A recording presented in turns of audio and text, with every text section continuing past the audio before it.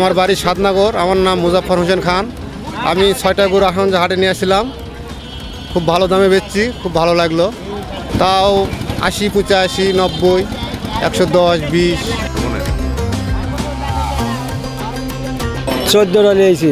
আমার কাছ 22, 23, 25 এরকম দামের সব। 14টারই তো 9টা বিক্রি হয়েছে, 5টা আছে।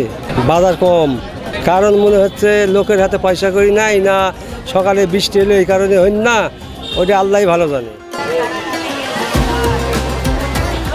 ঈদ উপলক্ষেই কেনাবেচা হয়, কিন্তু এবার ম্যাক্সিমাম কেনাবেচা খরিদ্দার যারা বড় বড় ব্যাপারী তারা ওই ফার্ম থেকেই কিনে নিয়ে চলে যাচ্ছে।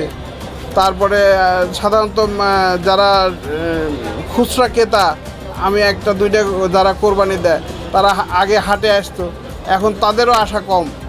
তারা বিভিন্ন ফার্ম থেকে গরু 1টা 2টা করে কিনে নিয়ে ওইখানেই রেখে দিচ্ছে তাদের বাড়তি পালন করার ভয়ে।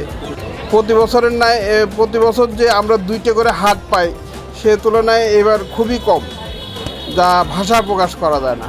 হাটগুলোর অবস্থা প্রতিটা হাটই এরকম। নওগাঁ জেলা, বিভিন্ন জেলার, উত্তরাঞ্চলের বিভিন্ন জেলায় আমদানি রপ্তানি দুটোই কম।